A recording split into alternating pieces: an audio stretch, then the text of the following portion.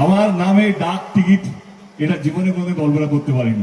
এটা সত্যি আমার কাছে মানে মানে আজকের দিনটা সত্যি কারো একটা মুখ থেকে উঠেছিলাম, সেটা সত্যি এটা আমার কাছে ভীষণ ভীষণ মেমোরেবল। এক্ষুনি রিজু গাঙ্গুলি স্যার আমাকে একটা পোস্টাল স্ট্যাম্প আমার নামে আমার ছবির সঙ্গে একটা পোস্টাল স্ট্যাম্প লঞ্চ হলো। তো আমি একটু ভয়ে আছি, যেহেতু পোস্টাল স্ট্যাম্প দিল্লির ব্যাপার, সেন্ট্রাল গভর্নমেন্টের ব্যাপার। আমি ভয়ে আছে, ওনাকে জিজ্ঞেস করলাম প্রথমেই স্ট্যাম্পটা করে আমি দা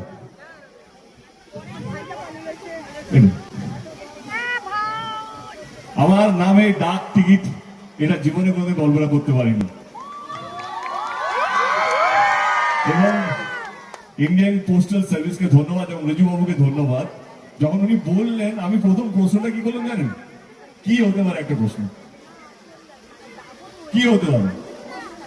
হ্যাঁ, আমি বললাম আপনার চাকরিটা যাবে না তো? এইটার জন্য মানে যা হয় আজকাল সবকিছুই তো পলিটিক্যাল হয়ে গেছে। আমরা কি খাচ্ছি, কি নিঃশ্বাস নিচ্ছি, সবকিছু পলিটিক্যাল। বুঝতে পারছি না কি, যেহেতু আমার একটা টিএমসি ব্যাকগ্রাউন্ড আছে, আমি টিএমসি সাংসদ, এটা যেন ওনার কোনো আপদায় না ফেলে আর কি। তো উনি বললেন যে না না কিছু না, বাট থ্যাংক ইউ স্যার। এটা সত্যি আমার কাছে মানে মানে আজকের দিনটা সত্যি কারো একটা মুখ থেকে উঠেছিলাম, সেটা সত্যি এটা আমার কাছে ভীষণ ভীষণ memorable. Thank you so much, thank you দা। আপনি কিছু বলবেন?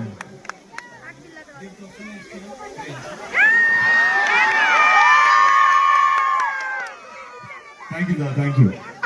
আমি সত্যি বলছি, এটা দেখে আমার ইমোশনাল আমার এতটা ইমোশনাল হয়ে যাচ্ছি, কারণ 2014 থেকে আমার ঘাটালের সঙ্গে গত 2014 থেকে সাংসদ হিসেবে সম্পর্ক।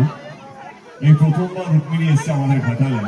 তো আমি বলবো আগে রুক্মিণী কথা বলুক, কারণ ওর জন্য এটা প্রথমবার নতুন, যেহেতু আমি তো এখানকারই ছিলেন এখন আমাদের চিফ গেস্ট, আমাদের অতিথি। তো আমি বলবো রুক্মিণী কিছু যদি কেমন লাগছে ঘাটাল উৎসব, ঘাটালের মানুষ।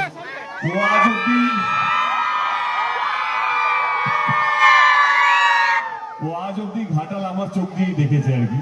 ঘাটাল এইটা, ঘাটাল ওইটা, এরকম হয়, মানুষ কত ভালো। তো আজকে ঘাটালে তোমার পূর্ণভাবে কি হলো, মানুষের সঙ্গে আলাপ হচ্ছে, দেখা হচ্ছে, কেমন লাগছে ঘাটালে এসে?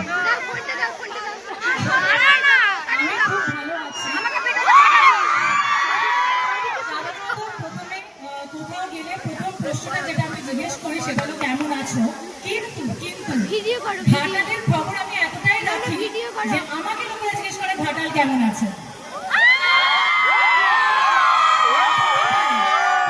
অনেকদিন পর আমার কলকাতাতেও ফেরা, আমি বম্বেতে ছিলাম, তাই আরেকবার জিজ্ঞেস করে নিচ্ছি কেমন আছো ঘাটাল।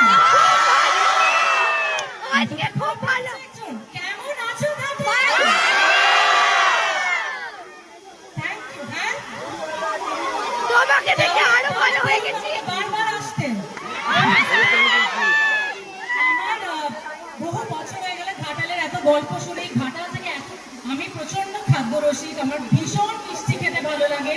আমি ঘাটালের এখান থেকে যত পারি নিচে সব সময় আমার কাছে মিষ্টি পৌঁছে যায়, নানান রকমের খাবার পৌঁছে যায়। কিন্তু একটু ফর্মালিটি করে বলতেই হবে, ফাইনালি যে আমার ঘাটালে আসা হয়েছে, তো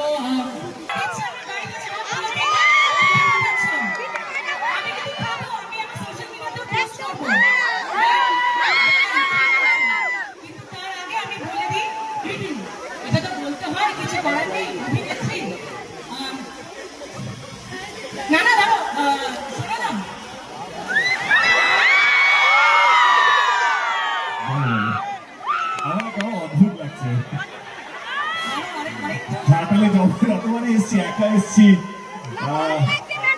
কিন্তু রুক্মিণী স্টেজে থাকলে যে আমাকে এতটা লজ্জা পাচ্ছি কেন সেটা বুঝতে পারছি না। বাট এনিওয়ে, এসে তুমি আমার কনস্টিটিউশনে প্রথমবার এসছো। দেখতে পেয়েছেন কেমন আছো সবাই? কারা কারা পিঠে পা করছে আমার জন্য?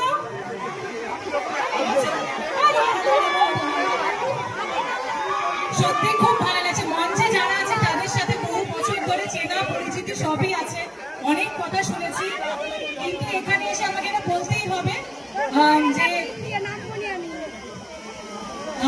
আজকে ঘাটালে এলাম সেটার জন্য মাননীয় সাংসদ দীপক অধিকারীকে অসংখ্য ধন্যবাদ।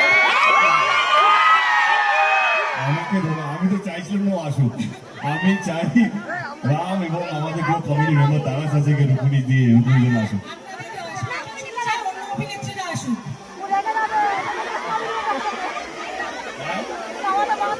আচ্ছা, আমি সামনের বছর নিয়ে আসবো, কোয়েলকেও বলবো আমি। কারেক্ট, লিস্ট লম্বা হবে তোমাকে, হিরো সবকটা লিস্ট থাকবে।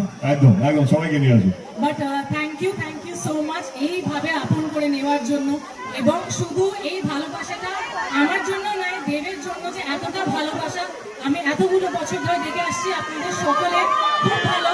এবং মাননীয় সাংসদ দীপক অধিকারী একটা সিনেমা হল তো ঘাটালে হওয়া দরকার।